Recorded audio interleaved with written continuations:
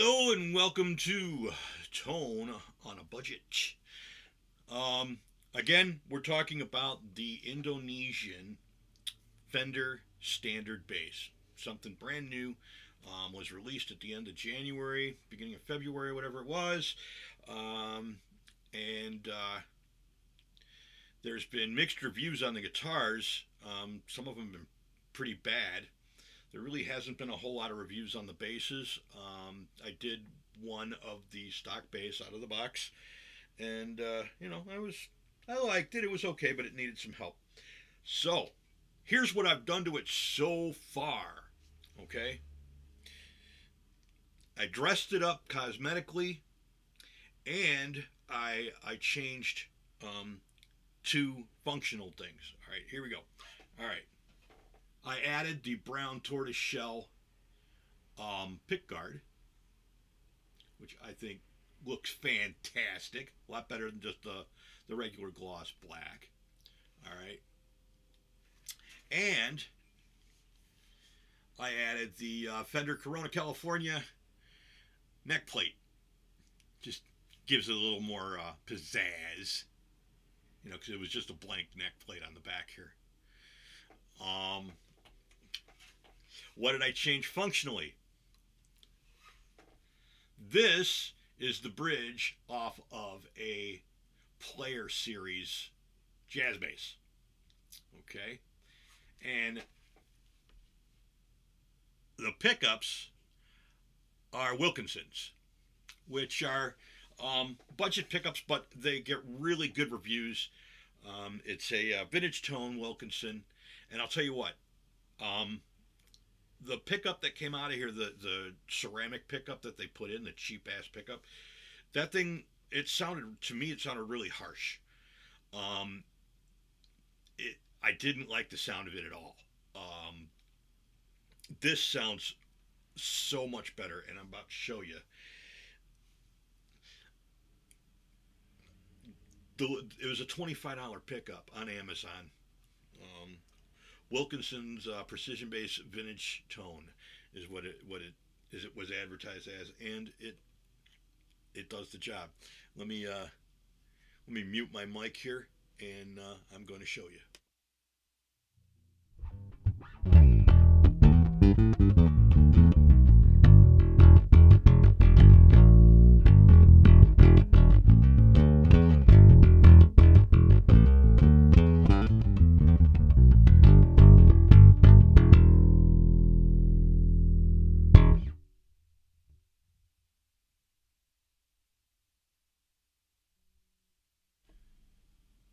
Now, kiddos, this is going straight into the board. Um, it's not being processed. There's no compression on it, no effects on it. Flat EQ. I'm just using the tone control. Now I'm gonna mute my mic again, and I'm gonna go through the tone control because I did that last time um, when I did the out of the box review. So here we go.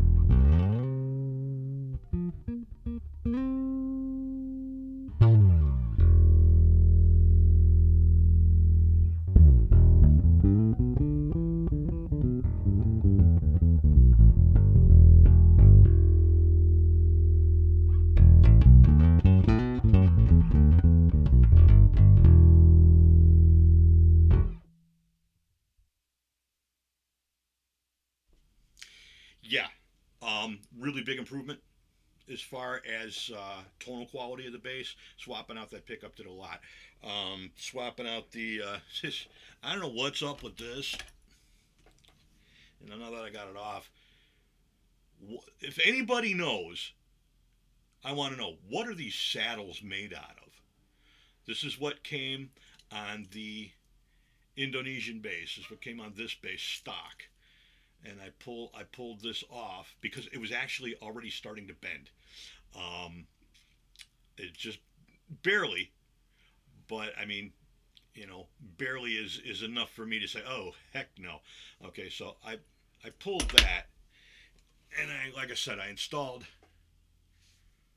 that bridge. That's from a Player series that I put a high mass on. Now these are the stock strings still. Um, these are what came from the factory. These are going to be pulled. I'm putting on a set of Fender 100 to 45 gauge flat wound strings with dun, dun, dun, a high mass bridge. I've ordered the Fender high mass. It's like it's their clone of the what was that? The Leo Kwan. I can't remember the name. Something with the word ass in it, I believe. But yeah, it's their clone of the Leo Kwan. Badass, that's it. Badass bridge. Um, that should be here at the end of the week. And then I'll do one more review with that bridge and the flat wound strings to see, what this thing sounds. Because what I'm going for is vintage mellow tone.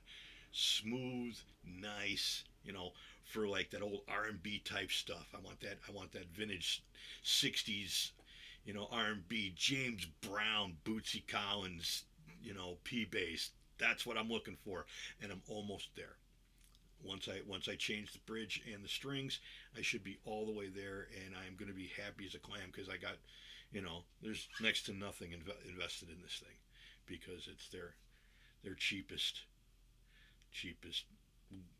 least expensive Fender branded bass because it does say Fender. It says Fender Precision Bass, but it also says, what's it say? Crafted or whatever. Made in Indonesia. So that's so odd for Fender, but